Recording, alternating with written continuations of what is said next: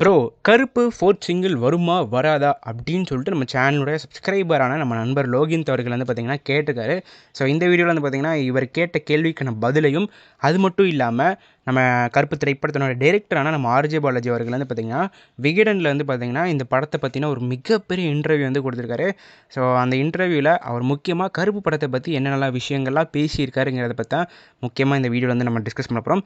So அதேமாரி viewers ஆகிய உங்களுக்கு ஏதாவது திரைப்படத்தை பற்றின கேள்விகள், டவுட்ஸ், அப்டேட்ஸ் தெரிஞ்சுக்கணும் அப்படின்னா மறக்காமல் கீழே இருக்கிற கமெண்ட் பாக்ஸில் அந்த படத்தை பற்றின அப்டேட் வேணும் ப்ரோன்னு மட்டும் கேளுங்க. கன்ஃபார்ம் நம்ம சேனலுடைய அடுத்த வீடியோவாக அந்த வீடியோ வந்து போடுறதுக்கு ட்ரை பண்ணுவோம். பட் இதுக்கு நீங்கள் பண்ண வேண்டிய சிம்பிளான விஷயம் கீழே இருக்கிற கமெண்ட் பாக்ஸில் கமெண்ட் பண்ணால் மட்டுமே போதும். ஸோ இப்போ முதலாவது வந்து பார்த்திங்கன்னா, நம்ம நண்பர் லோகிந்த் அவர் கேட்ட கேள்விக்கு வந்து பதில் வந்து சொல்லிடலாம். ஸோ ஆக்சுவலி அவர் வந்து என்ன கேட்டார் அப்படின்னா, bro 4th single 5th single வருமா இல்லையா அப்படிங்கிறத வந்து கேட்டிருக்காரு. So confirm 4th சிங்கிளும் 5th single வந்து பார்த்திங்கன்னா உங்களுக்கு வரப்போகிறது இல்லை. ஸோ இது வந்து பார்த்திங்கன்னா உங்களுக்கு ஆடியோ லான்ச் அன்றைக்கி வந்து பார்த்திங்கன்னா நம்ம சாய் அபியங்கர் அவர்கள் வந்து அஃபிஷியலாக வந்து ரிலீஸ் பண்ணுவார். ஸோ ஆடியோ லான்ச் வந்து பார்த்திங்கன்னா ஏப்ரல் 26 நம்ம மதுரையில் வச்சு ஆடியோ லான்ச் வந்து நடக்க போகுது. ஸோ அந்த ஆடியோ லான்ச் அப்போ வந்து பார்த்திங்கன்னா கருப்பு திரைப்படத்தினுடைய ஃபுல் ஆல்பத்தையும் அதுக்கப்புறம் வந்து ரிலீஸ் பண்ணுவாங்க. ஸோ உங்களுக்கு 4th சிங்கிளோ 5th சிங்கிளோ தனித்தனியாக வரும்னு எந்த ரசிகரும் வந்து எக்ஸ்பெக்ட் பண்ணிட்டு இருக்காதீங்க அப்படிங்கிறதை சொல்லிக்கொண்டு இப்போ வந்து பார்த்திங்கன்னா நம்ம ஆர்ஜே பாலாஜி அவர்கள் இன்டர்வியூவில் என்னென்ன விஷயங்களாக ஷேர் பண்ணிங்கிறதையும் நம்ம டிஸ்கஸ் பண்ணிடலாம். ஸோ முதலாவது வந்து பார்த்திங்கன்னா நம்ம ஆர்ஜே பாலாஜி அவர்கள் வந்து பார்த்திங்கன்னா கருப்பு திரைப்படத்தினுடைய கதை வந்து பார்த்திங்கன்னா நம்ம தளபதி விஜய் அவர்கள் வந்து சொன்னார்.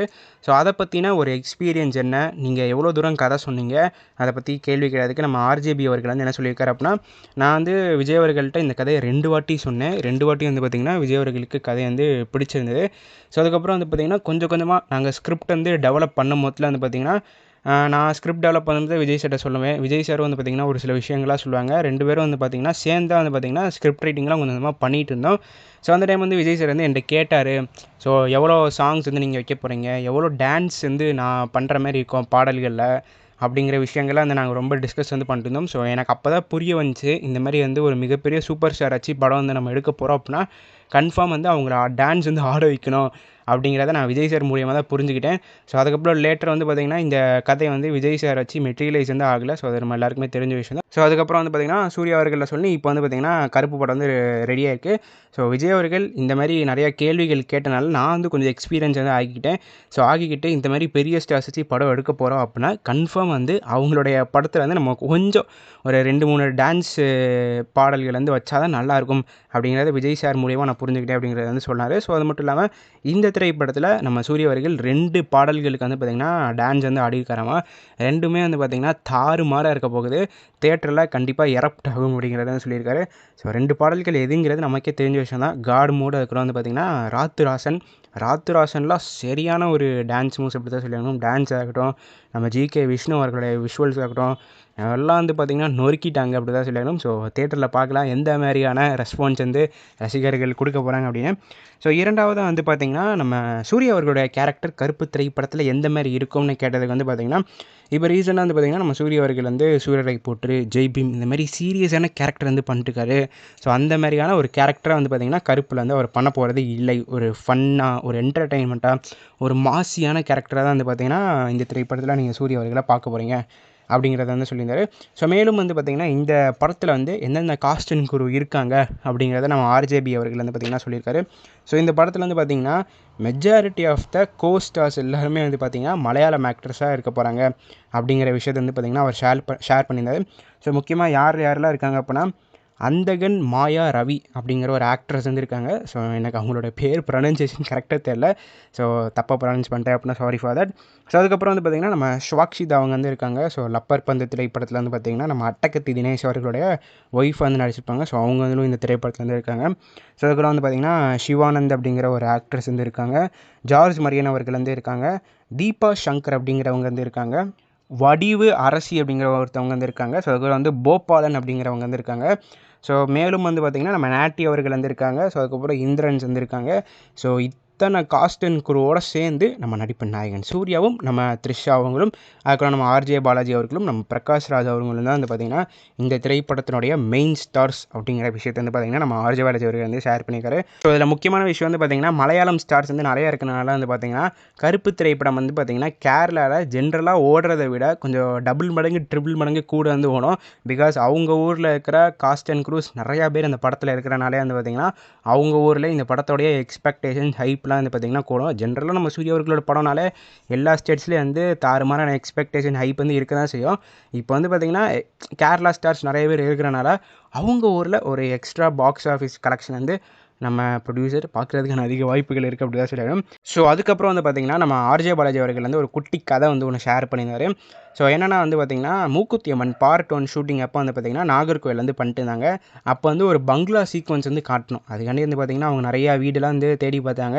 எந்த வீடுமே வந்து பார்த்திங்கன்னா அமையலை. ஸோ கடைசி வந்து பார்த்திங்கன்னா ஒரு வீட்டில் கேட்டப்போ அவங்க வீட்டிலே வந்து பார்த்திங்கன்னா அவங்க ஓனர் வந்து பார்த்திங்கன்னா இல்லைங்க கொடுக்க முடியாது அப்படின்னு வந்து சொன்னாங்க. பட் அந்த டைம் வந்து என்னென்னா அந்த வீட்டில் வந்து ஒரு 80 வயசு ஒரு பாட்டி ஒருத்தவங்க இருந்தாங்களா.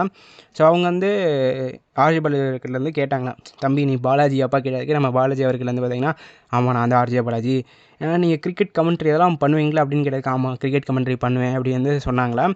ஸோ நம்ம ஆர்ஜே பாலாஜி அவர்கள் கிரிக்கெட் கமெண்ட்ரி பண்ண காரணத்தினால வந்து பார்த்திங்கன்னா சரி உங்களுக்கு தானேப்பா சரி எடுத்துக்கோங்க அப்படின்னு சொல்லி இந்த ஒரு ரீசன்காண்டி வந்து பார்த்திங்கன்னா அந்த பங்களா சீக்வன்ஸ் ஷூட்டிங் வந்து பார்த்திங்கன்னா அவங்க வீடு வந்து பார்த்திங்கன்னா ஷூட்டிங் வந்து கொடுத்தாங்களாம்.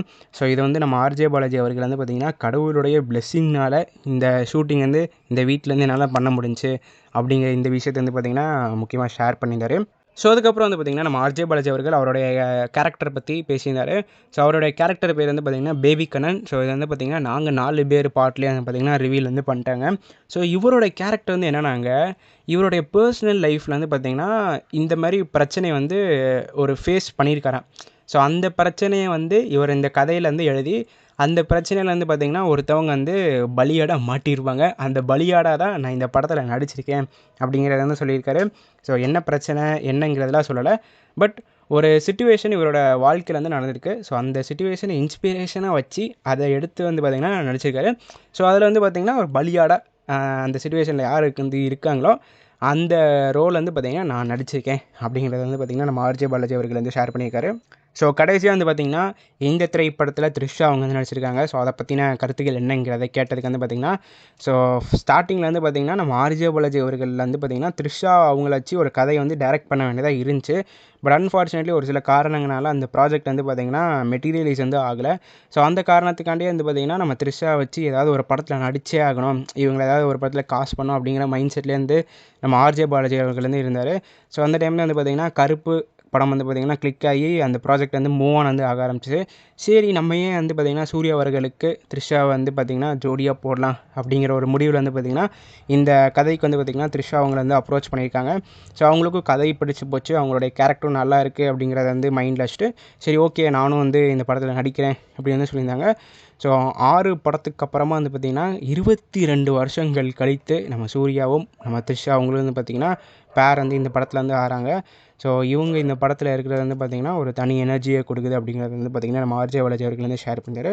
ஸோ மேலும் வந்து பார்த்திங்கன்னா இந்த படத்துடைய முழு ஷூட்டிங்லேயே வந்து பார்த்திங்கன்னா இவங்க வந்து ஸ்பாட்டில் வந்து இருந்தாங்க.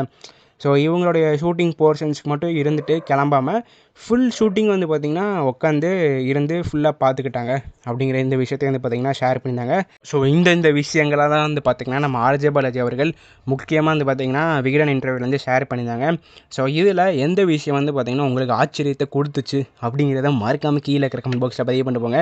ஸோ அது மட்டும் இல்லாமல் எத்தனை சூர்யா ரசிகர்கள் உண்மையிலே இந்த திரைப்படத்திற்காண்டி வெயிட் பண்ணுறீங்களோ அவங்க மட்டும் மறக்காமல் கீழே இருக்கிற கமெண்ட் பாக்ஸில் ஐ ஆம் வெயிட்டிங் ஃபார் கருப்புன்னு கமெண்ட் பண்ணி இந்த திரைப்படத்திற்கான உங்களுடைய உண்மையான ஆதரவை மறக்காமல் கீழே இருக்கிற கமெண்ட் பாக்ஸில் பதிவு பண்ணி போங்க. இந்த வீடியோவில் தான் இந்த வீடியோ நான் இதோட முடிச்சுக்கிறேன். அடுத்த வீடியோவில் சந்திக்கும் வரையினால் உங்கள் NK நன்றி வணக்கம்.